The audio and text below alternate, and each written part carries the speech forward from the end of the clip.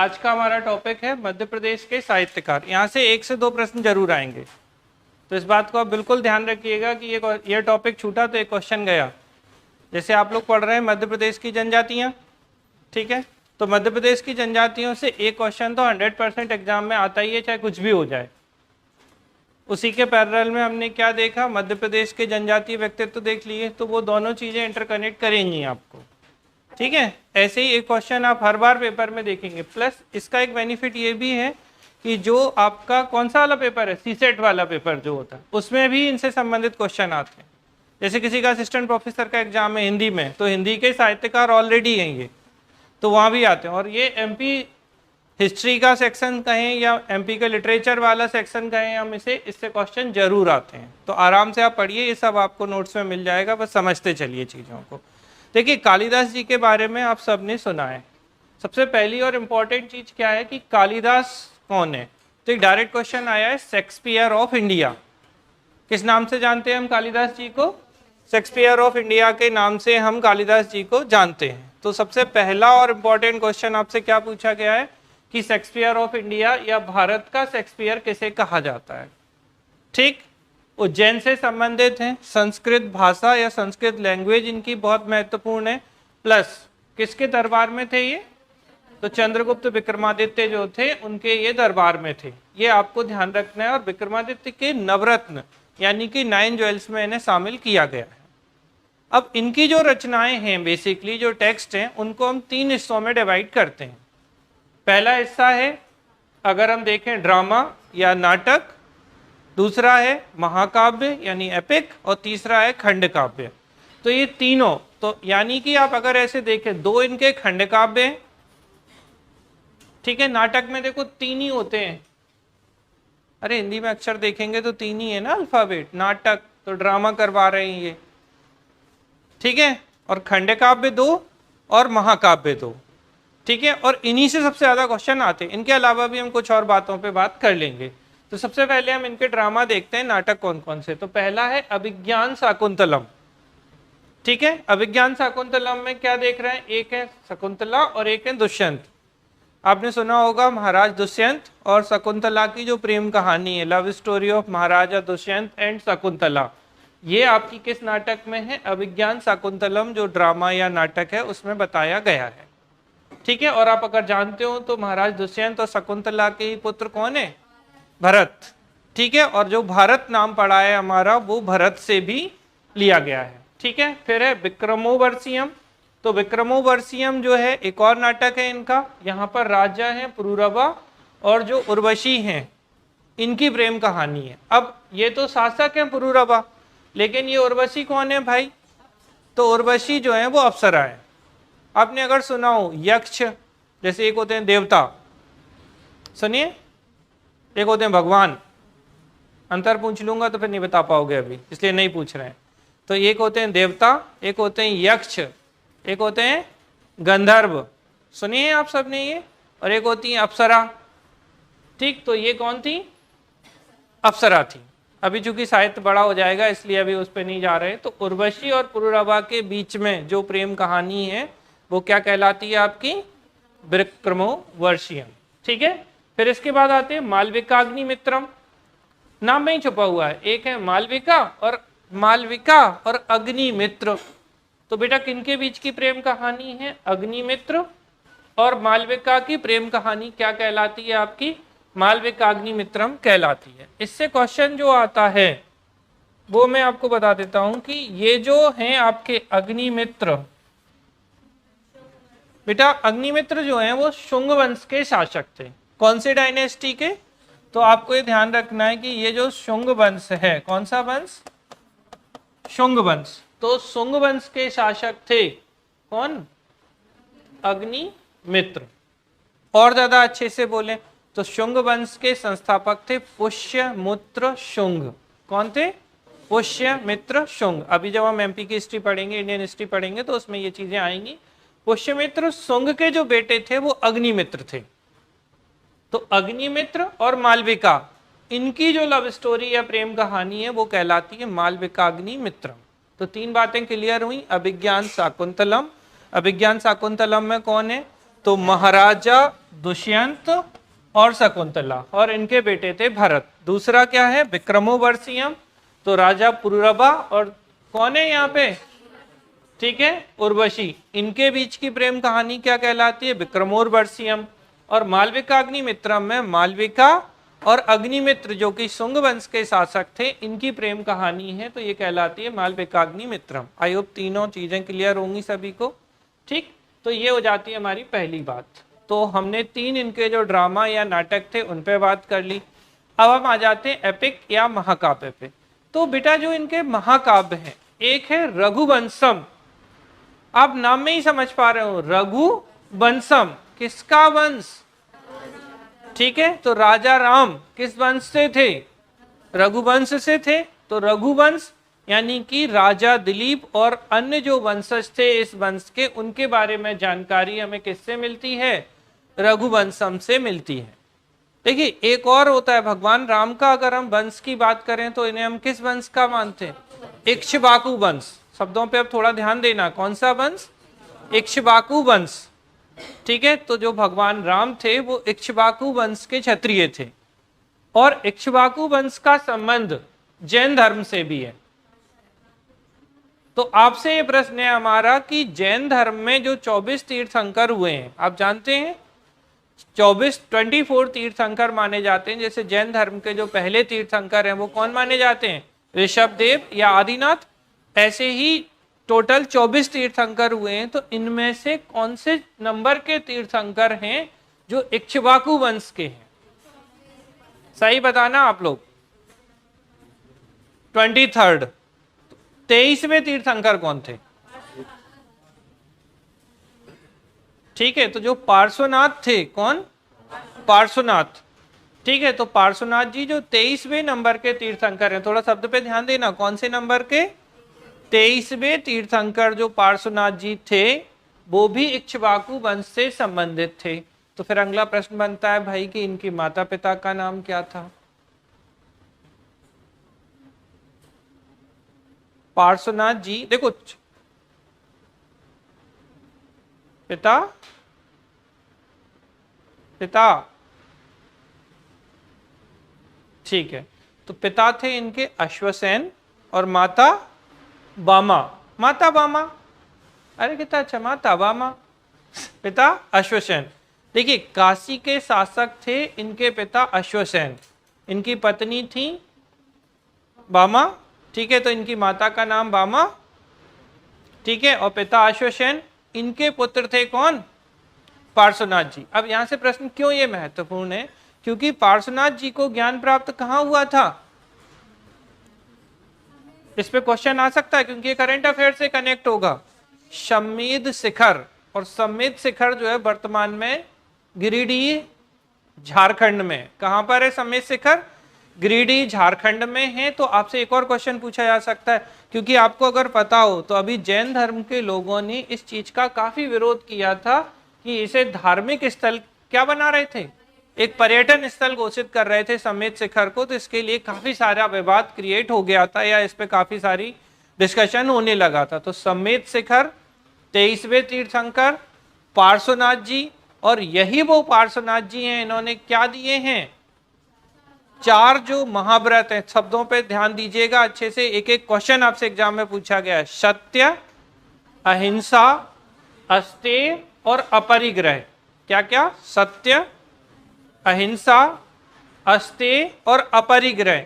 ये जो 5 महाव्रत होते हैं उनमें से पहले 4 पार्श्वनाथ जी ने दिए हैं, और 5वां जो महाव्रत है वो क्या है, ब्रह्मचर्य। ये जो 24वें तीर्थंकर थे, कौन थे 24वें, महावीर स्वामी, उन्होंने दिया था। तो ये क्वेश्चन पूछे गए।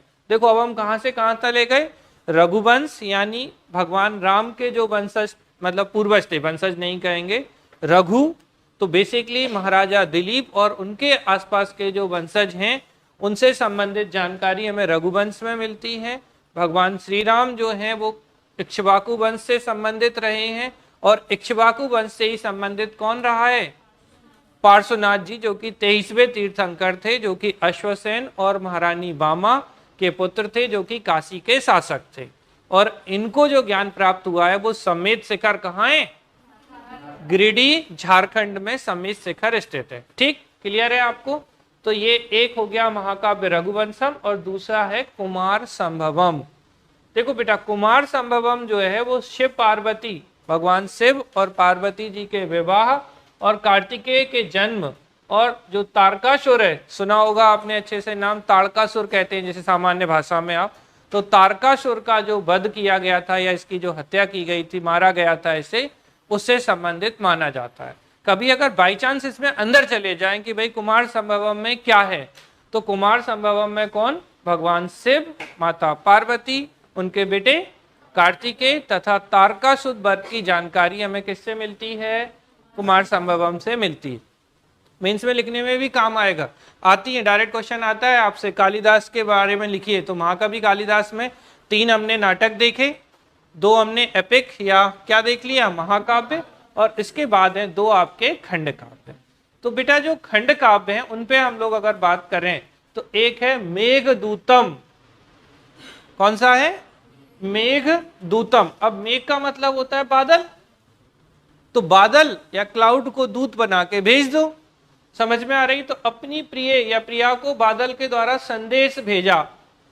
ठीक है, ऐसे समझ लो एक लड़का है अपनी गर्लफ्रेंड को मैसेज भेज रहा है, और किससे भेज रहा है? व्हाट्सएप पे नहीं, बादल से।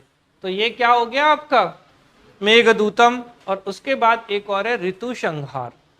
तो मेघदूतम, ऋतु संहार, मेघ टेम्परेचर, बादल, बादल मौसम इससे संबंधित, और ऋतु संहार ऋतु, समझ रहे हैं ना? तो ये दोनों आपके क्या है? खंड काव्य हैं। कौन कौन से खंड काव्य हैं?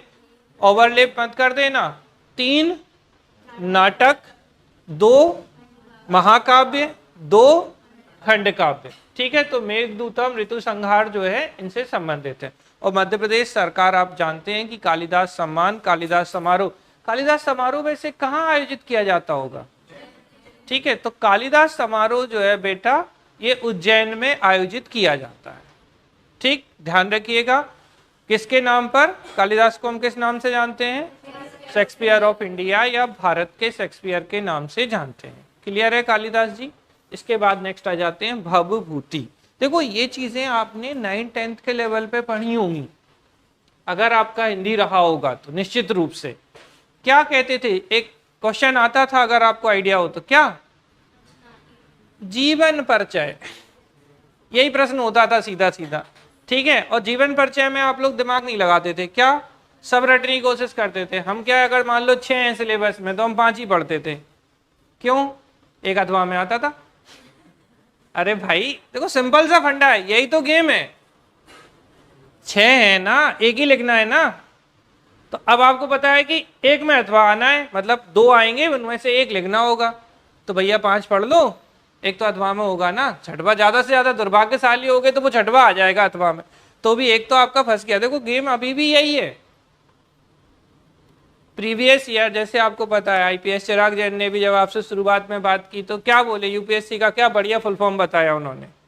ठीक है, आप अगर उस पर भी देखोगे, यूपी मतलब प्रीवियस ईयर, हम आपको हर रोज बोलते हैं कि भैया बिना प्रीवियस ईयर के नहीं चलेगा। सिलेबस एस, तो सिलेबस के बिना नहीं चलेगा। तो जब सिलेबस में अगर मान लो 6 चीजें दी हैं और एक पूछेगा और अथवा मिलेगा ही, जैसे 11 नंबर के क्वेश्चन में, तो दिमाग क्या लगाना होता है? एक हम नहीं पढ़ेंगे, लेकिन अभी स्किल वाली बात है कि आप समझ पाएं कि कैसे हमें छोड़ना है चीजों को। चलिए आ जाते हैं भवभूति पे। तो भवभूति जो है इन्हें बेटा, अगर हम और थोड़ा स्पष्ट बोले, भारत के मिल्टन की जगह हम कहें प्राचीन भारत के मिल्टन। बोतल नहीं है पानी पीने की, मिल्टन ऑफ एंशिएंट इंडिया। ठीक है, तो प्राचीन भारत के मिल्टन के रूप में ये जाने जाते हैं। आप तो याद रखो भैया, भवभूति, आत्मा को अनुभूति होगी भवभूति से। ठीक है, तो प्राचीन भारत के मिल्टन है ये। वास्तविक नाम इनका था श्रीकंठ, कठम लिखा है, ये सुधार देंगे हम आपका, श्रीकंठ। पानी पीने से कंठ को, कंठ समझते हैं ना, गला, ठंडक मिल जाती है। तो भैया श्रीकंठ जो है मिल्टन साहब हैं, पानी पिला रहे हैं मिल्टन की बोतल से, कंठ को ठंडक मिलेगी। तो वास्तविक नाम क्या था इनका? श्रीकंठ था।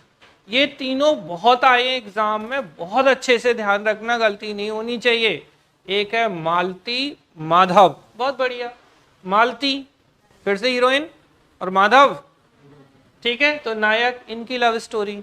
तो मालती माधव की प्रेम कहानी, मालती माधव किसकी है लेकिन अब ये भवभूति। फिर है महावीर चरित, ठीक है, तो महावीर चरित जो है वो वीर रस, रस पढ़े होंगे आप लोगों ने हिंदी में, तो वीर रस जो होता है उससे प्रेरित था महावीर चरित। और तीसरी इंपॉर्टेंट है उत्तर रामचरित। देखो रामचरित मानस अलग है, रामचरित मानस किसकी है, तुलसीदास जी की है, और ये क्या है, उत्तर रामचरित। तो उत्तर रामचरित जो है संस्कृत का पहला दुखांत नाटक है। दुखांत समझते हैं, मतलब जिसका, जैसे एक मूवी आई थी अभी बहुत चली थी, बताओ कौन सी, जिसमें हीरो मर जाता है लास्ट में,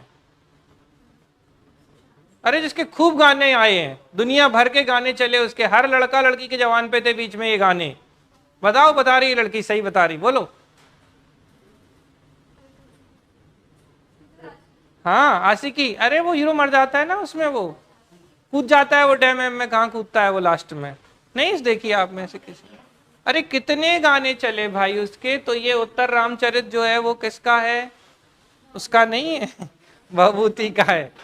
इसमें एक्चुअली क्या है कि जो सीता माता हैं, सीता माता वनवास को चली जाती हैं, ठीक है, तो राम जी से विरह हो गया, तो उसमें ये जो दुखांत नाटक के रूप में, मतलब दुखी करने वाली जो कहानी है इसमें मिलती है आपको। तो मालती माधव, महावीर चरित और उत्तर रामचरित किसकी रचनाएं हैं, भवभूति की रचनाएं। और ये क्या कहलाते हैं, प्राचीन भारत के Milton, Milton of ancient India. ठीक है, क्लियर है आप लोगों को। चल इसके बाद आ जाते हैं बाणभट्ट साहब पर। ये बहुत इंपॉर्टेंट, ये ना सिर्फ एमपी की हिस्ट्री, एमपी का साहित्य, ये भारत के इतिहास के लिए बहुत महत्वपूर्ण व्यक्ति हैं बाणभट्ट। देखो बाणभट्ट साहब जो हैं, इनके बारे में पहले मैं बताऊं, बाणभट्ट हर्षवर्धन के दरबारी कवि थे। किसके, हर्षवर्धन। और हर्षवर्धन कौन थे, तो वर्धन वंश या पुष्यभूति वंश के महान शासक थे। देखो आप ऐसे समझो, एक तरफ जहां अशोक को खड़े करते हैं, समझना अच्छे से, किसको, अशोक को, दूसरी तरफ अगर हम देखें तो चंद्रगुप्त द्वितीय, विक्रमादित्य महान शासकों में आते हैं। एक आपके, अगर आपको पता हो, कुषाण वंश के महान शासक कनिष्क आते हैं। उसी कैटेगरी में वर्धन वंश के हर्षवर्धन आते हैं। जैसे कनिष्क के समय में चौथी बौद्ध संगीति हुई है। आप लोग जरूर ये चीज नोट कर लेना कि जो बुद्धिस्ट काउंसिल या बौद्ध संगीति है, इससे प्रश्न हर बार आता है। तो एक भी संगीति गई कि पेपर में संगीति खत्म, समाप्त हो जाएगी उत्तर में, तो आपको ये ध्यान रखना है। तो यहाँ पर देखिए बाणभट्ट किसके दरबारी कवि हैं, court poet of Harshvardhan, Harshvardhan के दरबारी कवि हैं। पहली चीज तो इन्हें क्या कहा जाता है, साहित्य के वनांचल के केसरी। वनांचल मतलब वन का अंचल, तो साहित्य के वनांचल के केसरी के रूप में हम बाणभट्ट को जानते हैं। ठीक है, प्रकृति का इन्होंने बहुत ही बढ़िया सुंदर चित्रण किया है। ठीक है, हर्ष ने इन्हें चक्रवर्ती का टाइटल दिया था जो हर्षवर्धन थे। ठीक है, और श्री हर्ष मत कर देना, नहीं तो सीधे परमार वंश पे चले जाओगे। ऐसे मत करना कि कोई भी नाम अपनी मर्जी से परिवर्तित कर दो। रचनाएं, एक है हर्षचरित, नाम में ही हर्षचरित, यानी हर्षवर्धन के चरित्र का वर्णन, यानी हर्षवर्धन के बारे में जानकारी किससे मिलेगी, हर्षचरित से। और दूसरी है कादंबरी। कौन सी है, कादंबरी। कादंबरी जो है ना, ये विश्व का पहला उपन्यास है। डायरेक्ट अगर कभी आपसे पूछा जाए कि विश्व का पहला उपन्यास, प्रथम उपन्यास कौन माना जाता है, तो कादंबरी माना जाता है। ठीक है, हर्षचरित और कादंबरी। इसके अलावा कोई रचना कोई मुझे बता सकता है, क्या है इनकी रचना? और कौन सा शतक, चंडी शतक। वेरी गुड, ये ध्यान रखना, चंडी शतक। देखो अभी शतक लगाने वाले अलग आएंगे, जो 3 शतक लगाएंगे। अभी तक क्रिकेट में 2 ही शतक लग पाए हैं, ये 3 शतक लगाने वाले हैं। ये चंडी शतक किसकी है, बाणभट्ट की रचना है चंडी शतक। जबकि जो त्रिशतक आएंगे, देखो समझ लो, कनेक्ट करो जिससे मिक्स नहीं हो। कौन कौन से शतक, एक है नीति शतक, एक श्रृंगार शतक और एक है वैराग्य शतक। ठीक है, ये 3 शतक किसके हैं? भर्तृहरि। ठीक है, तो भर्तृहरि जो है इनके हैं, ये किसके? भर्तृहरि की रचनाएं कौन कौन सी? कौन सी रचनाएं हैं? नीति शतक, श्रृंगार शतक, वैराग्य शतक। जबकि चंडी शतक बेटा बाणभट्ट की है। ठीक है, गड़बड़ मत करना, नहीं तो गलत हो जाएगा क्वेश्चन आपका। अच्छे से ध्यान रखिएगा ये। और ये जो भर्तृहरि हैं इनकी गुफाएं पूछी जाती हैं। बताइए पैरेलल क्वेश्चन। भर्तृहरि गुफाएं उज्जैन में हैं। ठीक है, ध्यान रखिएगा। ये जो भर्तृहरि है, नीति शतक, श्रृंगार शतक, वैराग्य शतक, ये किसकी रचनाएं हैं? भर्तृहरि की रचनाएं हैं ये। और इनकी जो गुफाएं हैं वो उज्जैन में हैं। और चंद्रगुप्त द्वितीय विक्रमादित्य के ये बड़े भाई के नाम से भी जाने जाते हैं कि इनके बड़े भाई थे। ठीक है, चल यहाँ तक क्लियर। तो ये हो गया बाणभट्ट का भाई। आ गए हम फिर से भर्तृहरि पर। चंद्रगुप्त विक्रमादित्य के बड़े भाई, भर्तृहरि गुफाएं। कभी कभी इन्हें भर्तृहरि भी बोले तो सही है ये। तो भर्तृहरि गुफा या भर्तृहरि की गुफाएं उज्जैन में हैं। शतक लगवा दो, श्रृंगार शतक, नीति शतक, वैराग्य शतक। ये 3 शतक जो है वो किनके हैं? भर्तृहरि के। इसके अलावा मीमांसा सूत्र वृत्ति की जगह वृत्ति सही है। सूत्र वृत्ति, वर्ती नहीं, वृत्ति, सूत्र वृत्ति, शब्द धातु समीक्षा और महाभाष्य वृत्ति। त्रिपति भी लिखा है जैसे कहीं कहीं, लेकिन महाभाष्य वृत्ति। क्या क्या? महाभाष्य वृत्ति। अब देखो थोड़ा ध्यान रखना, महाभाष्य किसकी है?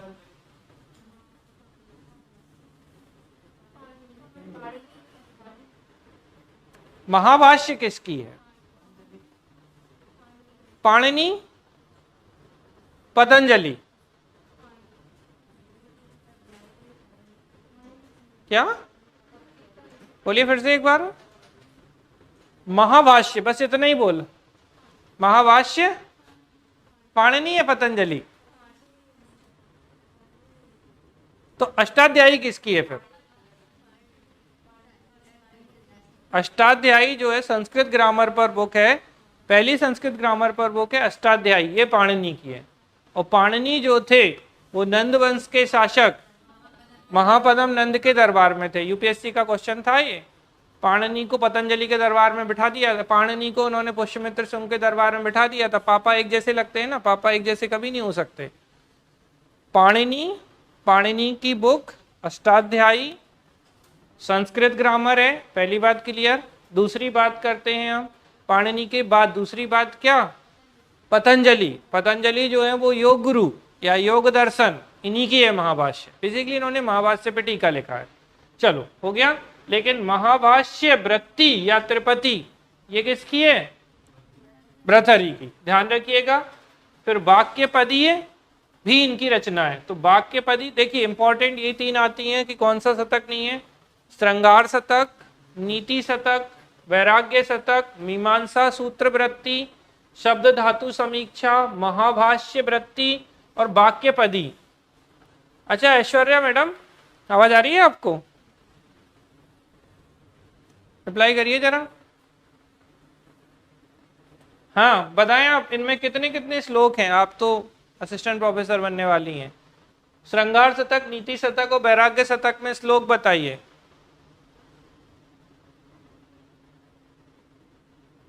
संस्कृत का आइडिया नहीं है, लेकिन ये तो आपके आ सकते हैं ना, इसमें आपके सिलेबस में नहीं आ सकते ये।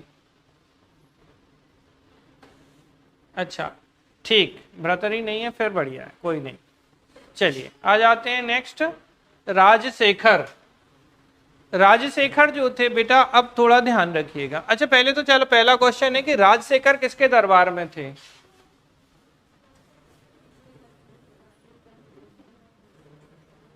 हम ये नहीं पूछना चाह रहे हैं जो लिखा है, और क्या मिलता है इतिहास में, सीधा पूछा जाता है। सुनना अच्छे से, क्वेश्चन क्या आता है? कर्पूर मंजरी और काव्य मीमांसा के लेखक या राइटर राजशेखर किसके दरबार में थे और किस वंश से संबंधित थे? वो शासक।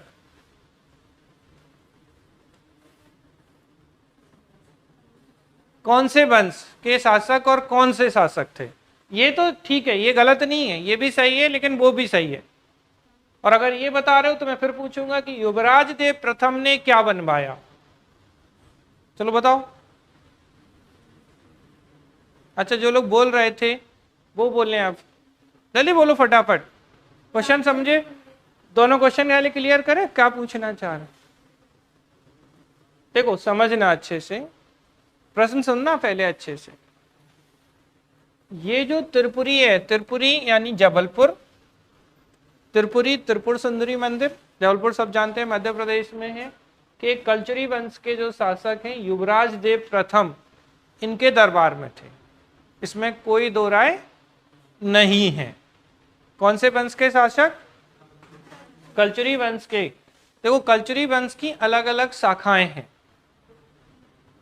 ठीक है। अगर हम मेन दो शाखाओं की बात करें तो एक शाखा आपकी कहाँ की है, एक है महिष्मती, ठीक है, और दूसरी त्रिपुरी, ठीक, दोनों बातें क्लियर। एक महिष्मती शाखा, तीसरी और रतनपुर, ऐसे तो हम दो पे ही बात कर लें, एक महिष्मती शाखा और एक त्रिपुरी शाखा, ठीक है। कल्चरी वंश की दो शाखाएं, दो ब्रांच कौन कौन सी, एक महिष्मती एक त्रिपुरी। अब ये त्रिपुरी की जो कल्चरी वंश है उसके शासक हैं युवराज देव प्रथम। कौन है, युवराज देव प्रथम के दरबार में थे, अच्छे से ध्यान रखना है ये। और इनकी रचनाएं क्या है, काव्य मीमांसा, कर्पूर मंजरी।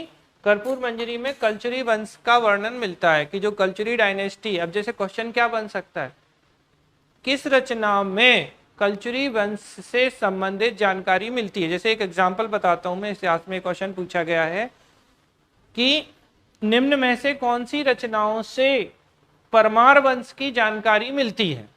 आ चुका है ऑलरेडी आपके प्रीवियस ईयर में, ठीक है। उसमें एक ऑप्शन था नवशाह शांक चरित, सुना है आपने, नवशाह शांक चरित किसकी रचना है, किसकी है,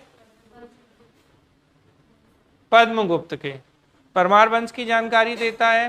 फिर एक बार पूछा था, अभिलेख दे दिए थे कि किस वंश से संबंधित हैं, ठीक है। तो थोड़ा सा आपको यह ध्यान रखना है। ऐसे ही कभी कर्पूर मंजरी अगर आ जाएगा कि कल्चरी वंश के शासन, देखो लास्ट ईयर क्वेश्चन पूछा गया था कल्चरी वंश से, अगर आप ध्यान देंगे तो लास्ट ईयर क्या क्वेश्चन था, कोई बता सकता है कल्चरी डायनेस्टी से संबंधित,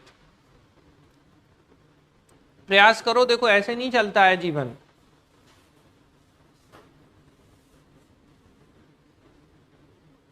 कोशिश करिए।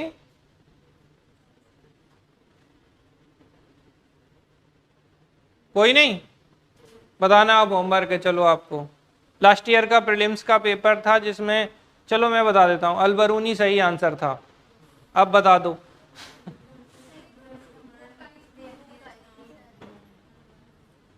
क्या, ठीक है। क्या पूछा गया था कि मध्य प्रदेश से संबंधित जानकारी, अगर आप ढंग से पढ़ेंगे तो आपको मिलेगा ये प्रश्न। और फिर पूछा था किस बुक में मिलती है, ठीक है। तो बेसिकली अगर हम देखें, कल्चरी वंश के एक शासक थे गंगेय देव। कौन थे, गंगेय देव। इनका वर्णन अलबरूनी ने अपनी बुक, कौन सी बुक है, किताबुल हिंद, यही है कि कुछ और है। चलो वापस आ जाओ। अब तो ये तो हुआ ये क्वेश्चन कि ये त्रिपुरी वंश के किस शासक के, युवराज देव प्रथम। अच्छा एक और प्रश्न पूछा ना इन्होंने, क्या बनवाया, कौन सा मंदिर बनवाया, 64 योगिनी मंदिर जो है ना बेटा, ये इन्हीं ने बनवाया। और कहाँ का 64 योगिनी, जबलपुर का, नहीं तो खजुराहो पहुंच जाओ, और मुरैना भी नहीं।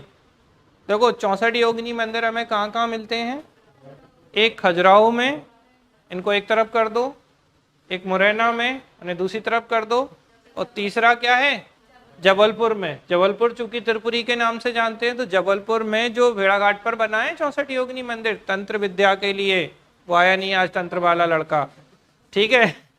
तो समझ रहे हो ना, कल्चरी वंश के जो शासक थे, याद रखिएगा कौन, युवराज देव प्रथम ने कौन सा मंदिर बनवाया बेटा, 64 योगिनी मंदिर, जो कि जबलपुर में है। अब आ जाते हैं कि राजशेखर और किनके दरबार में थे।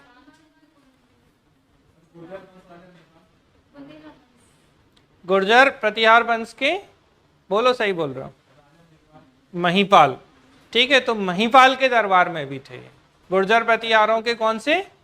इवन इनके पिताजी जो थे उनके दरबार में भी थे। चलो और बोलो। अब बोले पिताजी तो पता हो इनके, पहले कोशिश करो।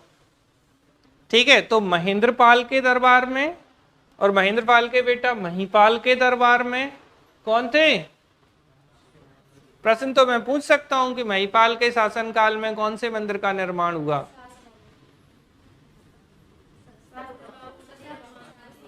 कि तेली का मंदिर? तेली का मंदिर कि सास बहू मंदिर? और तेली का मंदिर किसने बनवाया? मिहिर भोज के शासनकाल में तेली का मंदिर। और सहस्त्रबाहु या सास बहू मंदिर ग्वालियर का, ये महिपाल थे। देखो अब कनेक्ट करो चीजों को, अगर कनेक्ट करोगे तो याद रहेंगी। क्या बोला, दोबारा से बोल रहा हूं। राजशेखर जो थे बेटा, ये जो राजशेखर थे, एक तो किसके समय में? युवराज देव प्रथम, जो कि कलचुरी वंश के शासक हैं। इसके अलावा अगर हम देखें, क्या महिपाल, कौन से पाल? महिपाल। और इनके पिता महेंद्रपाल, ये दोनों लोग किससे हैं? ये पहले इससे, फिर इनके बाद इनका बेटा गुर्जर प्रतिहार। जो गुर्जर प्रतिहार वंश है उसके शासक हैं। इनके दरबार में भी थे राजशेखर। ये ध्यान रखना अच्छे से, बहुत बार आया है कर्पूर मंजरी, काव्य मीमांसा, बहुत बहुत इंपॉर्टेंट। देखो अब बाल रामायण, कौन सी रामायण? अभी हमने देखा था उत्तर रामचरित, किसकी थी? भवभूति की उत्तर रामचरित, बाल रामायण। ठीक है, राजशेखर। और रामचरित मानस तुलसीदास। ठीक है, भगवान राम कंफ्यूज कर सकते हैं आपको, वो नहीं कर रहे कंफ्यूज, आप हो सकते हैं कंफ्यूज, इसलिए ध्यान रखिएगा। बाल रामायण, राजशेखर, उत्तर रामचरित, भवभूति, रामचरित मानस, तुलसीदास जी। अभी और आएंगी बहुत सारी, एक एक करके चलते हैं। तो ये हमारे बेटा कौन से थे? तो एंशिएंट इंडिया या प्राचीन भारत के जो इतिहासकार थे ये हो जाते हैं आपके। बताइए जल्दी जल्दी नाम। एक थे कालिदास जी, दूसरे बताते जाओ ना, भर्तृहरि और भवभूति और बाणभट्ट और राजशेखर। अब प्रश्न क्या बन सकता है, कौन प्राचीन भारत के साहित्यकार नहीं है? घुसा देगा इतिहास में ले जाके आपको। तो अगर आपने ये ध्यान नहीं रखा, देखो सिंपल है, कुछ नहीं, बहुत सीधे सीधे बोलूं। कालिदास जी किनके दरबार में? चंद्रगुप्त द्वितीय विक्रमादित्य के नवरत्न। और गुप्त वंश जो है वो प्राचीन भारत का है।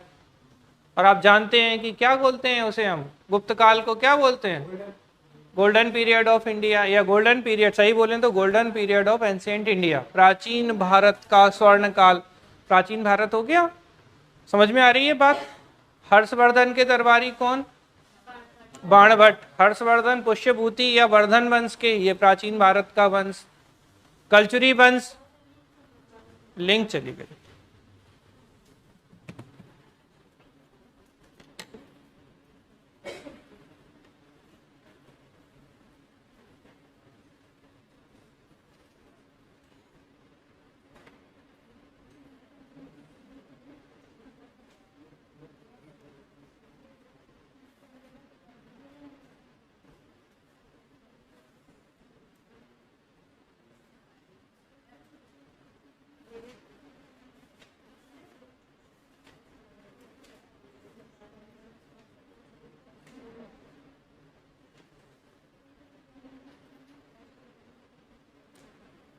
कृपया मौन व्रत धारण करे रहें।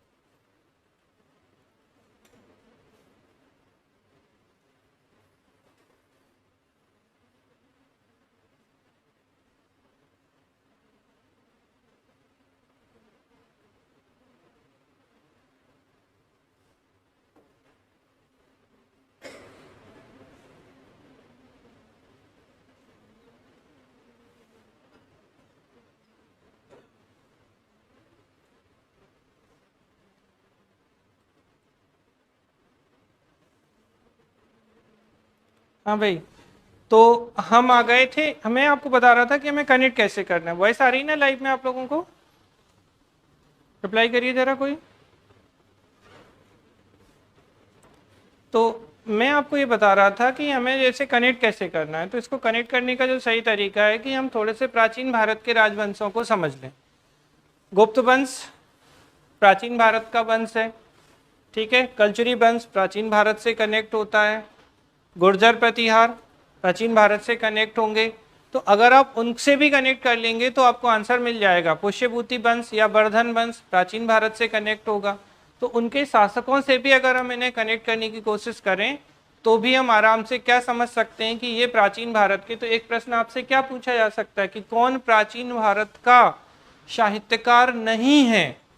तो नहीं का आंसर आप तब दे पाएंगे जब लोगों को आप समझ पाएंगे। 4 ही ऑप्शन है, बड़े सरल सा क्वेश्चन है, और एक आध कोई ऐसा दे दिया जिसके बारे में आप नहीं जानते हैं तो कंफ्यूजन क्रिएट हो सकता है। तो आपको ध्यान रखना है कालिदास जी, भर्तृहरि, भवभूति, बाणभट्ट और राजशेखर, ये सब आपके किससे संबंधित हैं? तो प्राचीन कालीन साहित्यकार के रूप में हम इन्हें जानते हैं। अब हम आ जाते हैं मध्यकालीन साहित्यकार पर, ठीक है। तो मध्यकालीन साहित्यकार में अगर हम देखें तो केशव दास, ठीक है।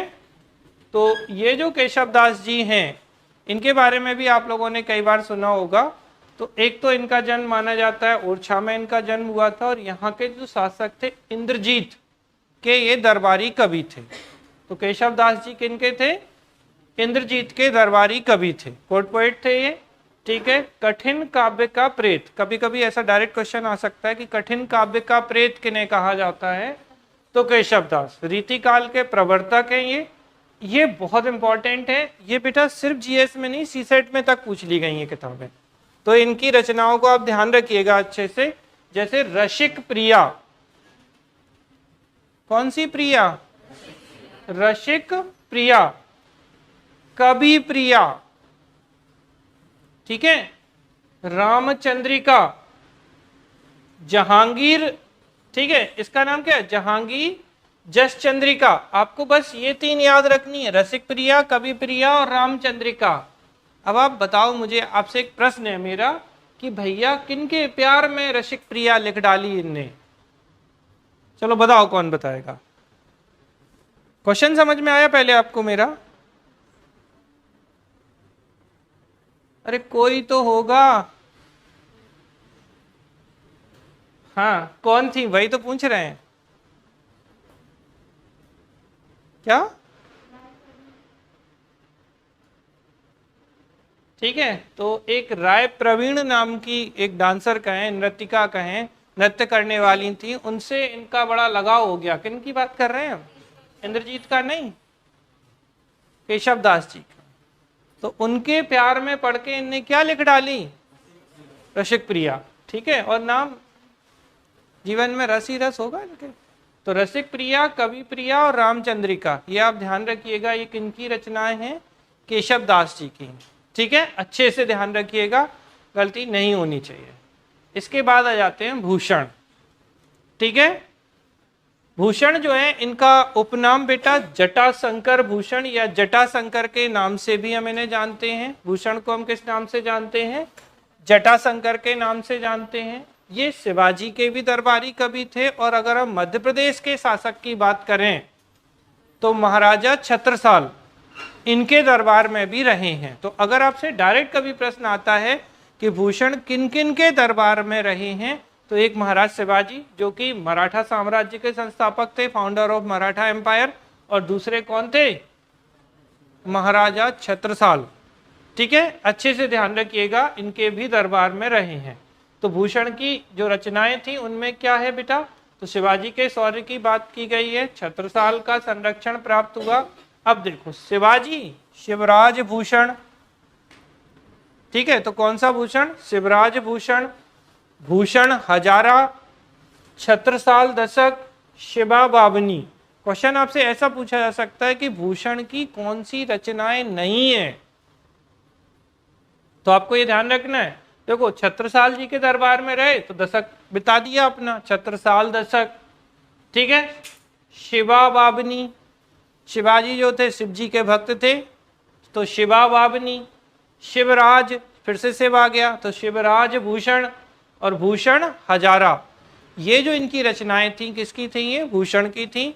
इनमें से ये दो पूछी गई हैं, एक छत्रसाल दशक पूछा गया है कि छत्रसाल दशक डायरेक्टली पूछी गई है किसकी रचना है, तो ये भूषण की रचना है। क्लियर है सभी को, समझ में आ रही है ना बात? चलिए आगे चलते हैं। पद्माकर, देखिए पद्माकर का जन्म जो है ना थोड़ा सा डिस्प्यूटेड है। कुछ लोग बोलते हैं कि सागर में हुआ था, कुछ दूसरी जगह एक बांधा में भी बताते हैं। ठीक है, तो चूंकि हम मध्य प्रदेश के पॉइंट ऑफ व्यू से देख रहे हैं तो हम सागर मान लेते हैं। ठीक है ना। ब्रज भाषा में इनकी रचनाएं लिखी हैं, रीति काल के अंतिम प्रवर्तक हैं और सर्वश्रेष्ठ प्रतिनिधि, तो रिप्रेजेंटेटिव पोइट के रूप में ये जाने जाते हैं। अब देखो गंगा लहरी, तो यमुना आ गई, गंगा मैया तो यमुना मैया, तो यमुना लहरी। प्रबोध पचासा, जगत विनोद, राम रसायन, तो यमुना लहरी, गंगा लहरी, प्रबोध पचासा। ठीक है, तो गंगा यमुना, प्रबोध पचासा, जगत विनोद और राम रसायन, ये जो इनकी रचनाएं हैं, किनकी रचनाएं हैं? पद्माकर जी की। ठीक है, ध्यान रखिएगा अच्छे से। अब हम आ जाते हैं एक महान व्यक्तित्व पे, राजा भोज। देखो कभी भी आधुनिक भारत के मत बना देना। तो राजा भोज जो हैं वो किस वंश के शासक थे? तो राजा भोज धार में जो परमार वंश था, कौन सा वंश? परमार वंश था, उसके महान शासक थे राजा भोज।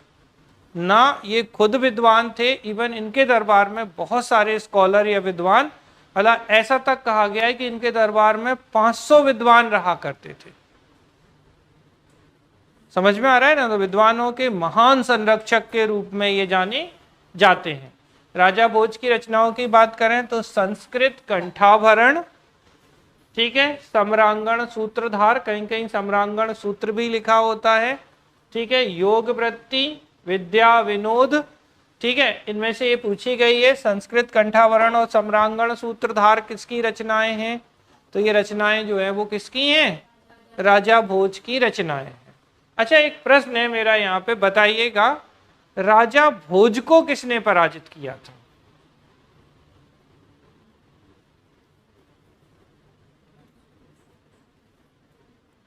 राजा भोज को किसने पराजित किया?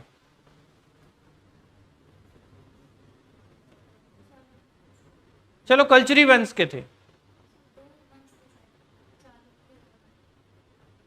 ठीक है, तो लक्ष्मीकर्ण जो थे उन्होंने इन्हें पराजित किया था। किसने? राजा भोज को। अब देखिए राजा भोज आपके मध्य प्रदेश से बहुत ज्यादा कनेक्ट होते हैं। सबसे पहली बात, भोजपुर का जो शिव मंदिर है, जिसे हम क्या कहते हैं? उत्तर भारत का सोमनाथ या मध्य भारत का सोमनाथ, जो भी कहें, तो उत्तर भारत का सोमनाथ जो भोजपुर का मंदिर, भोजपुर आता किस डिस्ट्रिक्ट में? तो भोजपुर रायसेन में है।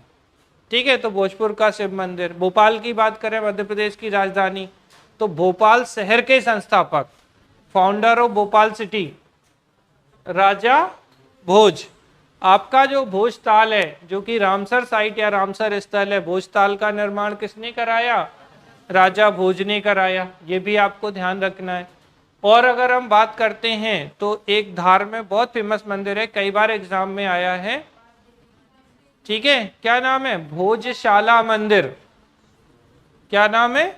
भोजशाला मंदिर या सरस्वती मंदिर। तो एक तो सीधा क्वेश्चन पूछा जाता है कि जो धार का भोजशाला मंदिर है वो किसने बनवाया? तो भोजशाला मंदिर राजा भोज ने बनवाया था। किसने बनवाया था? राजा भोज ने। और राजा भोज कौन है? तो परमार वंश के शासक हैं। क्लियर है, ये बात समझ में आ रही? परमार डायनेस्टी से संबंधित है राजा भोज। और कौन सा मंदिर बनवाया? भोजशाला। इसी को हम कहते हैं वाग देवी सरस्वती। तो वाग देवी सरस्वती का मंदिर जो है वो इन्हीं ने बनवाया था। इसके अलावा बेटा चित्तौड़गढ़ में, कहाँ? चित्तौड़ में एक त्रिभुवन नारायण मंदिर। कौन सा मंदिर? त्रिभुवन नारायण मंदिर। ये क्वेश्चन भी पूछा गया है कि त्रिभुवन नारायण मंदिर किसने बनवाया? राजा भोज ने बनवाया। ठीक है, भोजशाला मंदिर धार का किसने बनवाया? राजा भोज ने बनवाया। भोजपुर का मंदिर किसने बनवाया? राजा भोज ने बनवाया। भोपाल का भोजताल किसने बनवाया? राजा भोज ने बनवाया। भोज, ठीक है ना, भोपाल के संस्थापक या भोपाल शहर के संस्थापक, राज्य के नहीं, भोपाल राज्य तो दोस्त मोहम्मद खां है, तो भोपाल शहर जो है उसके संस्थापक भी राजा भोज माने जाते हैं। और राजा भोज जो थे बेटा अपने पिता, इनके पिता का नाम कोई बता सकता है? सिंधुराज, ठीक है, इनके पिता का नाम था सिंधुराज। तो सिंधुराज से उतने प्रेरित नहीं थे ये। इनके जो चाचा थे नाम जानते हैं आप लोग? इनका नाम है मुंजराज, क्या मुंजराज या बागपति मुंज, नाम पे ध्यान देना, मुंजराज। क्या बोला मैंने? इन्हें हम मुंज कहें या मुंजराज कहें, एक। दूसरा हम इन्हें किस नाम से जानते हैं? बागपति मुंज के नाम से जानते हैं, जाए सॉरी मुंज। तो बागपति मुंज, और एक इन्होंने टाइटल लिया था पृथ्वी वल्लभ। क्या नाम? कभी आ जाएगा एग्जाम में। तो मुंजराज, बागपति मुंज, पृथ्वी वल्लभ, ये तीनों नाम किनके हैं? राजा भोज के जो चाचा जी थे। हम ऐसे भी कह सकते हैं कि पहले मुंज शासक थे, मुंज के बाद कौन बने? सिंधुराज बने, और सिंधुराज के बाद राजा भोज बने। ठीक है, थोड़ा ध्यान रखिएगा अच्छे से। तो ये जो मुंजराज थे ये या बागपति मुंज जो थे, ये भी जैसे राजा भोज विद्वान व्यक्ति थे, ये भी विद्वान व्यक्ति और विद्वानों को संरक्षण देने वाले होते थे। और इन्होंने लगातार तैलब से युद्ध किया था। ठीक है, याद रखिएगा अच्छे से। जैसे आपने सुना, एक कहावत सुनी होगी, कहाँ राजा भोज कहाँ गंगू तेली। तो ये जो गंगू तेली है ये कौन है? ये तैलब के ऊपर ही कहा गया है। ठीक है, ध्यान रखिएगा अच्छे से। चूंकि इस नाम से, पृथ्वी वल्लभ नाम से बेटा सोनी टीवी पे सीरियल आने लगा था। पृथ्वी वल्लभ के नाम से तो कभी आ सकता है आपसे एग्जाम में कि पृथ्वी वल्लभ कौन है। तो पृथ्वी वल्लभ बेसिकली इनकी उपाधि या टाइटल थे। ये किस वंश के शासक हैं? परमार वंश के महान शासकों में इनकी गिनती होती है। सर्वाधिक महान तो राजा भोज को ही माना जाता है। ठीक है, ध्यान रखेंगे अच्छे से, कोई कंफ्यूजन किसी को? तो ये राजा भोज हो जाते हैं, आपको अच्छे से ध्यान रखना है। अब हम आ जाते हैं आधुनिक यानी कि मॉडर्न जो साहित्यकार हैं, उनमें है माखन लाल चतुर्वेदी। कौन से चतुर्वेदी जी? माखन लाल चतुर्वेदी, बाबई, जिसे आज हम क्या कहने लगे हैं? अब इन्हीं माखन लाल चतुर्वेदी जी के नाम पर इसे माखन नगर के नाम से जानते हैं। किस नाम से जानते हैं हम? बाबई, जिसका नाम माखन नगर है। ठीक है, होशंगाबाद, जो कि वर्तमान में अब क्या है नाम? नर्मदापुरम। ठीक है, तो बाबई जिसे माखन नगर के नाम से जानते हैं, माखन नगर अब नर्मदापुरम जगह में है। तो एक्चुअली माखनलाल चतुर्वेदी जी का जन्म स्थान होने के कारण ही बाबई को क्या कर दिया? माखन नगर कर दिया। और ये एक भारतीय आत्मा या भारतीय आत्मा के नाम से प्रसिद्ध है। तो डायरेक्ट क्वेश्चन भी पूछा जाता है कि एक भारतीय आत्मा या भारतीय आत्मा के नाम से किन्हें जानते हैं? तो माखनलाल चतुर्वेदी जी को जानते हैं। अब आप अच्छे से जानते हैं कसाई खाना आंदोलन, हाँ जी, कब हुआ था? 1920 में। 1920 में हुआ था कसाई खाना आंदोलन। कहाँ? रतौना सागर में। जबलपुर पहुंच गया सागर से रतौना सागर। ठीक है, तो सागर जिले की जगह थी रतौना, जहां पर कसाई खाना स्थापित करने के विरोध में या कहें कि असहयोग आंदोलन के समर्थन में जो आंदोलन चलाया था माखनलाल चतुर्वेदी जी ने, वो था कसाई खाना आंदोलन 1920 1920। कहां पर? रतौना सागर में। असहयोग आंदोलन आप जानते ही हैं, नॉन कोऑपरेशन मूवमेंट, और भारत छोड़ो आंदोलन, क्विट इंडिया मूवमेंट। तो अब क्वेश्चन अगर आपसे पूछा जाए कि माखनलाल चतुर्वेदी जी ने किस किस में भाग लिया? कसाई खाना के तो नेतृत्व करता थे, असहयोग यानी नॉन कोऑपरेशन में भी इन्होंने भाग लिया, और क्विट इंडिया मूवमेंट या भारत छोड़ो आंदोलन, ये बेटा 8 अगस्त 1942 से स्टार्ट हुआ। ठीक है, नॉन कोऑपरेशन या असहयोग कब स्टार्ट हुआ? 1 अगस्त 1920 से स्टार्ट हुआ था, और ये जो कसाई खाना आंदोलन है ये 1920 से स्टार्ट हुआ था। तो इस आंदोलन में, इन तीनों आंदोलन में इन्होंने भाग लिया और इस आंदोलन का तो नेतृत्व भी माखनलाल चतुर्वेदी जी ने किया था। क्लियर है, समझ में आ रही है बात सभी को? चलिए इसके आगे चलते हैं। अब आ जाते हैं इनकी कुछ रचनाओं की बात करते हैं। तो देखिए बेटा, कृष्णार्जुन युद्ध, कृष्णार्जुन युद्ध, समय के पांव, साहित्य के देवता, अमीर भी इरादे हैं और गरीब भी इरादे हैं। तो कृष्णार्जुन युद्ध, समय के पांव, साहित्य के देवता, अमीर इरादे, गरीब इरादे, ये किनकी रचनाएं हैं? ये गद्य में हैं। और पद्य की अगर हम बात करते हैं तो पुष्प की अभिलाषा, ये आपने खूब पढ़ी होगी बचपन में, ठीक है। पुष्प की अभिलाषा बढ़िया है ना, अच्छे से, ठीक है। तो पुष्प की अभिलाषा, हिम तरंगिणी, हिम किरीटनी, तो ये सारे के सारे पूछे जाते हैं। आपको ध्यान रखना है कि हिम किरीटनी, हिम तरंगिणी, पुष्प की अभिलाषा, ठीक है, अच्छे से ध्यान। क्या?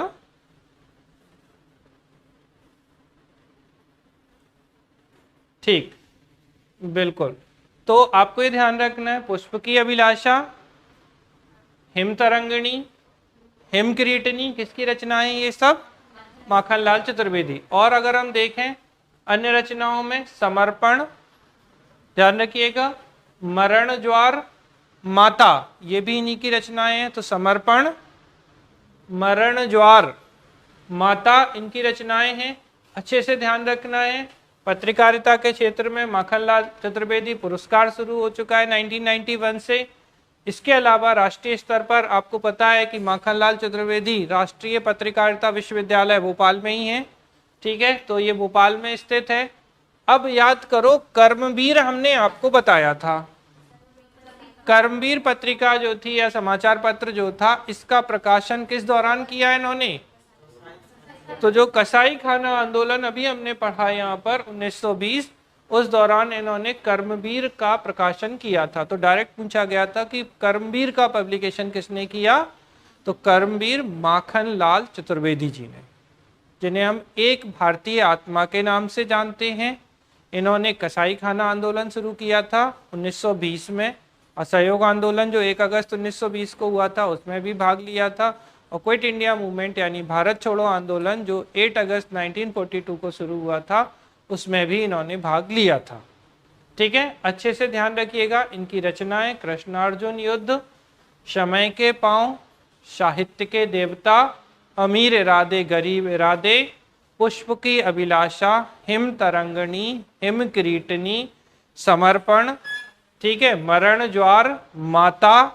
और इसके अलावा इनके जो पब्लिकेशन अगर हम देखते हैं समाचार पत्र में, एक कर्मवीर और प्रभा, इनका संपादन जो है वो इन्होंने किया है, ठीक, ध्यान रखेंगे अच्छे से। तो ये हो जाते हैं हमारे माखनलाल चतुर्वेदी जी। जन्म कहाँ हुआ था? माखन नगर, जो कि बाबई कहलाता था पहले। बाबई, होशंगाबाद कहते थे उस समय हम इसे, अब बाबई को माखन नगर और होशंगाबाद को नर्मदापुरम के रूप में हम जानते हैं। अब आ जाते हैं गजानन माधव मुक्तिबोध। ये बहुत बहुत इंपॉर्टेंट है, ये सीधा बहुत बार पूछा गया है। चांद का मुंह टेढ़ा, तो गजानन माधव मुक्तिबोध बोलते थे चांद का जो मुंह है वो टेढ़ा है। प्रश्न ये है, चांद का मुंह कैसा होता है, टेढ़ा है कि सीधा, बात की बात है। जन्म श्योपुर, डायरेक्ट क्वेश्चन ये भी पूछा। अब जैसे कभी कभार ऐसे क्वेश्चन पूछे जाते हैं, किस साहित्यकार का जन्म मध्य प्रदेश में नहीं हुआ? बाबई में कौन? माखनलाल चतुर्वेदी। अब आ जाते हैं, हम किसकी बात कर रहे हैं? गजानन माधव मुक्तिबोध। श्योपुर मध्य प्रदेश में इनका जन्म हुआ है। प्रगतिशील कविता और नई कविता के बीच सेतु, मतलब ब्रिज के रूप में। तो प्रोग्रेसिव और न्यू के बीच में ये कैसे थे? एक ब्रिज के रूप में काम कर रहे थे। उपन्यास में देखें विपात्र, इंपॉर्टेंट है। कविता में हम देखें चांद का मुंह टेढ़ा, ये आप लोगों ने कई बार सुनी होगी। भूरी भूरी खाक धूल। कहानी सतह से उठता आदमी और काठ का सपना। तो कहानी कैसी है? काठ का सपना, काठ समझते हैं, लकड़ी को बोलते हैं। तो काठ का सपना, समय से उठता आदमी। और एक इन्होंने आलोचनात्मक मतलब क्रिटिकल पॉइंट ऑफ व्यू से लिखा था कामायनी एक पुनर्विचार। शब्द पे ध्यान दीजिएगा, कामायनी जयशंकर प्रसाद की है भाई। कामायनी किसकी है? जयशंकर प्रसाद की। और कामायनी एक पुनर्विचार आलोचनात्मक लेख है किनका? गजानन माधव मुक्तिबोध, जो चांद का मुंह टेढ़ा कर रहे थे वही थे कामायनी एक पुनर्विचार वाले। ठीक है, ध्यान रखेंगे अच्छे से। एक बार फिर से देख लेते हैं। श्योपुर में इनका जन्म हुआ। प्रगतिशील और नई कविता के बीच में ब्रिज या सेतु के रूप में काम करते हैं। विपात्र इनका उपन्यास है। चांद का मुंह टेढ़ा इनकी रचना है। भूरी भूरी खाक धूल, सतह से उठता आदमी, काट का सपना और कामायनी एक पुनर्विचार, इनके लिए हम इन्हें जानते हैं। अब आ जाते हैं सुभद्रा कुमारी चौहान। ये भी बहुत इंपॉर्टेंट है। उत्तर प्रदेश में इनका जन्म माना जाता है। कर्मस्थल मतलब इन्होंने जहां काम किया तो मध्य प्रदेश के खंडवा में। पहला प्रश्न मेरा ये, सुभद्रा कुमारी कौन सा पीठ है इनका?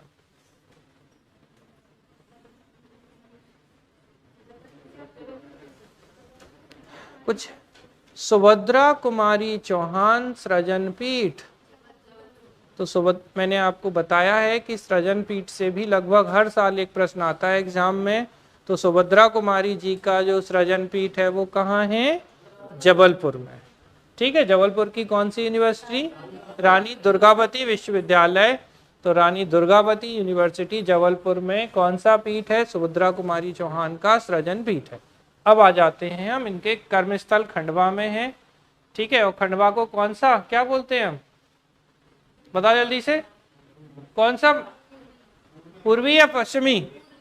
पूर्वी निमाण खंडवा और पश्चिमी निमाण खरगोन। चलो, बिखरे मोती। ठीक है, इनकी रचनाएं ध्यान रखना। बिखरे मोती, मोती बिखर गए हैं।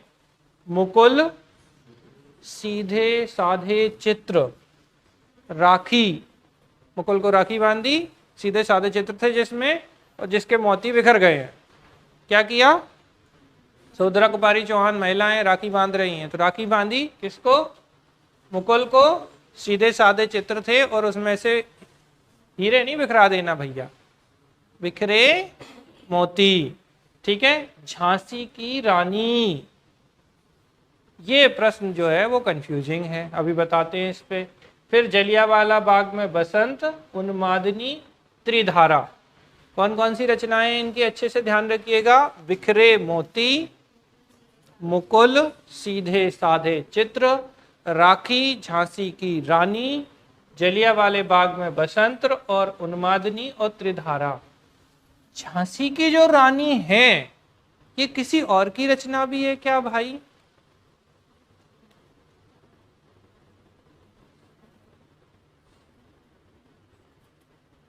झांसी की रानी किसी और कवि की रचना भी है? हाँ या ना, बस एक ही जवाब, हाँ या ना। और हाँ तो किसकी? क्या नाम है उसका? एज इट इज यही नाम है या कुछ और है?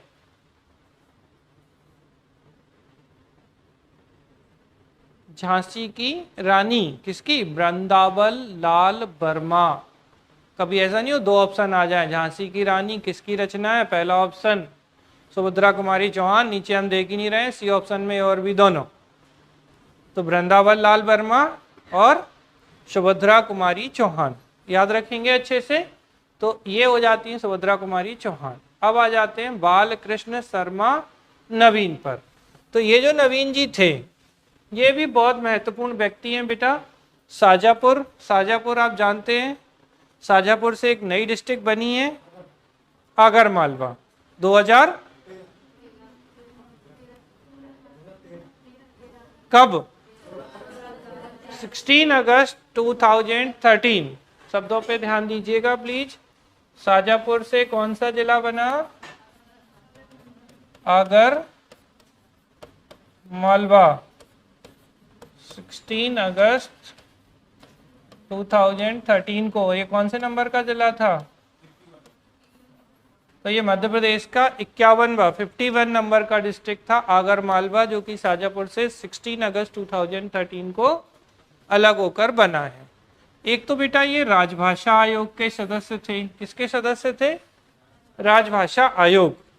ठीक है, हिंदी को राजभाषा बनाने में इनका महत्वपूर्ण योगदान माना जाता है। इनकी जो रचनाएं हैं कुमकुम, उर्मिला, रश्मि रेखा, ये आपके बेटा सीसेट में पूछी गई है कि रश्मि रेखा किसकी रचना है। रश्मि रेखा बालकृष्ण शर्मा नवीन की है। अपलक भी है, उर्मिला भी है, कुमकुम भी है, रश्मि रेखा पूछी गई है। ध्यान रखना, हिमकिरीटनी, हिमतरंगिणी किसकी थी? माखनलाल चतुर्वेदी की। ऐसी रश्मि रेखा वहीं आ जाती है। और एक व्यक्ति थे जिन्हें अभी प्यार मोहब्बत हो गई थी कवि साहब को, उनकी रचनाएं क्या हैं? रसिक प्रिया, रामचंद्रिका। समझ रहे ना? तो रसिक प्रिया और रश्मि रेखा, देखो समझना, नहीं तो गलती हो जाएगी आपको। क्या बोल रहे हैं? रश्मि रेखा और एक है रसिक प्रिया। ठीक है, और कौन सी प्रिया? कवि प्रिया और रामचंद्रिका, और पता चले उसी में रश्मि रेखा। तो भैया ये रेखा खींच रहे हैं। ऐसे ही गलत होता है क्वेश्चन, आप समझ जाइए अच्छे से। अगर आपने नहीं ध्यान दिया तो कब रश्मि रेखा आप किनसे खिंचवा देंगे? कौन थे? केशवदास जी। तो जो कवि केशवदास जी थे वो रसिक व्यक्ति थे।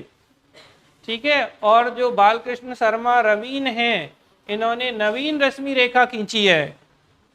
ठीक है, तो रेखा कौन खींच रहा है? बालकृष्ण शर्मा नवीन, ध्यान रखिएगा। जबकि केशवदास जी की रसिक प्रिया और कौन सी प्रिया? कवि प्रिया और रामचंद्रिका। ध्यान रखना, ये गड़बड़ मत करना, नहीं तो सब मटिया मेट हो जाएगा आपका। तो रश्मि रेखा, और ऑप्शन पहले नंबर पे क्या मिलता है? केशवदास। और पता है याद क्या आता है? बोले रसिक प्रिया, कवि प्रिया, रामचंद्रिका और रश्मि रेखा।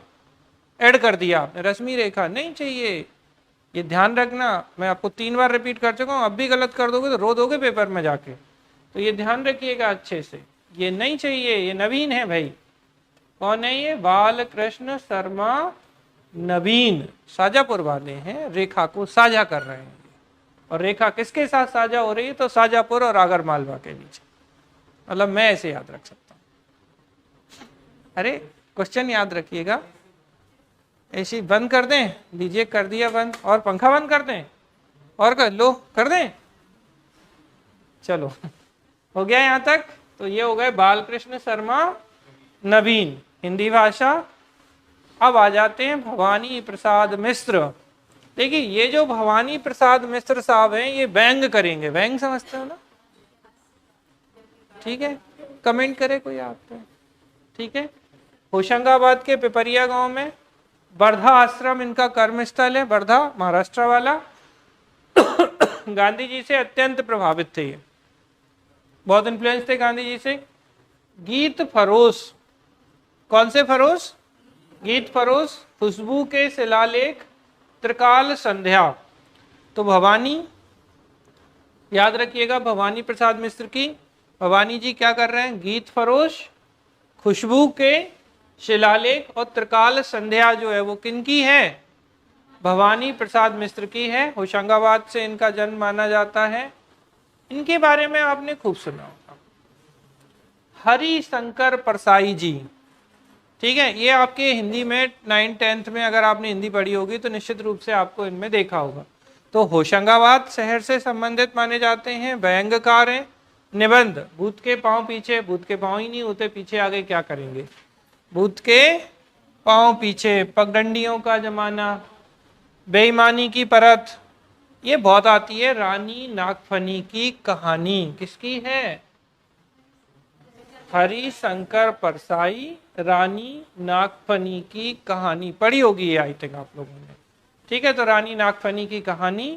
और फिर इसके बाद हंसते भी हैं, रोते हैं। रो भाई, जैसे उनके दिन फिर जाएं, और जिसके दिन फिरेंगे वो हंसेगा और रोएगा कि हंसूं कि रोऊं। ठीक है, भोलाराम है ही, तो भोलाराम की जीत हुई, जैसे उनके दिन फिर गए थे और हंसते हैं रोते हैं। समाचार पत्र इनका क्या है, वसुधा और प्रहरी जो था इनका समाचार पत्र था। ठीक है, तो वसुधा प्रहरी हंसते हैं रोते हैं, ध्यान रखिएगा अच्छे से।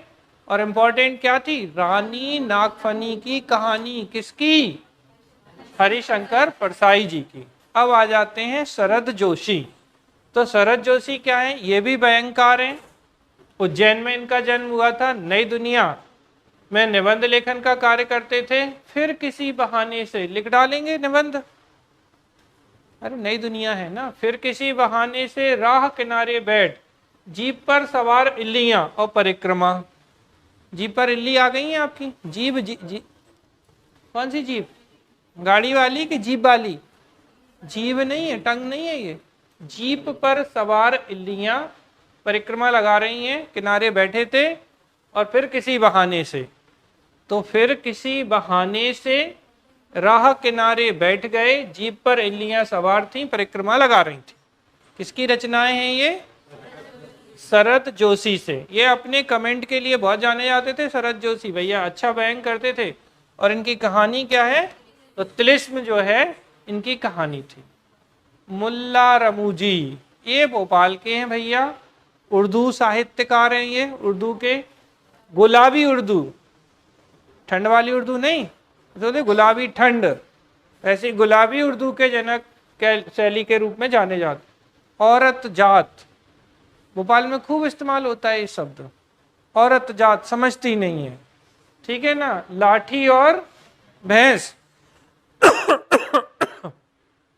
अंगूरा और मुसाफिर खाना, औरत जात, अंगूरा, मुसाफिर खाना, लाठी और भैंस, ठीक है, ध्यान रखिएगा। औरत जात, लाठी और भैंस। लाठी और भैंस का किस्सा सुना है आप लोगों ने, क्या होता है, भैंस के आगे बीन बजाने से कुछ नहीं होता, जब तक उसे हट हट हट हट ऐसे नहीं बोलते हैं, ऐसे। औरत जात, लाठी और भैंस, अंगूरा, मुसाफिर खाना, ये किसकी रचनाएं हैं, मुल्ला रमूजी की। ध्यान रखिएगा, गुलाबी उर्दू शैली के जनक के रूप में ये जाने जाते हैं।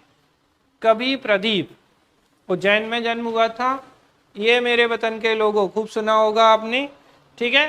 तो ये इनका है। गिरजा कुमार माथुर, बेटा ये जो गिरजा कुमार माथुर थे अशोकनगर जिले से संबंधित हैं। नाश और निर्माण, मंजीर, मंदार इनकी रचना है। तो नाश और निर्माण, गिरजा, गिर गया तो नाश ही होगा, फिर निर्माण करो, फिर मंजीर और फिर मंदार, ठीक है। चंद्रकांत देवताले, बैतूल से संबंधित है। दीवारों पर खून है इनके भाई, किनकी दीवारों पे खून है, चंद्रकांत, आपने सुना है, चंद्रकांता सुना है, किसका है, चंद्रकांता बुक सुनिए। चंद्रकांता जो रचना है किसकी है, देवकी नंदन खत्री। अच्छा, चंद्रकांता नाटक किसने देखा भाई, बस एक ही है, दो, बहुत बढ़िया नाटक है, उसमें एक बहुत बढ़िया किरदार हुआ करता था, एक इनका हीरो चंद्रकांता का, और एक कोई क्रूर सिंह था ना, जिसने देखा होगा उसे याद होगा, है ना।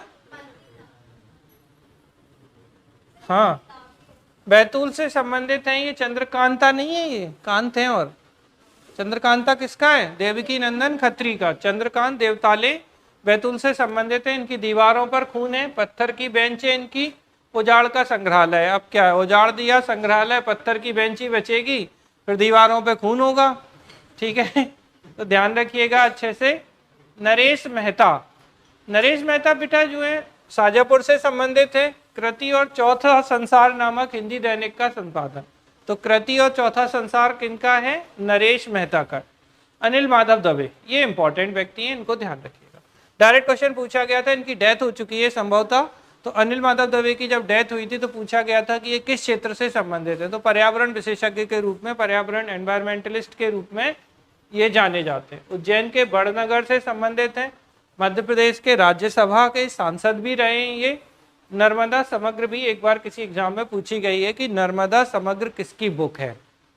तो नर्मदा समग्र किसकी है बेटा, अनिल माधव दवे की। नर्मदा समग्र अनिल माधव दवे।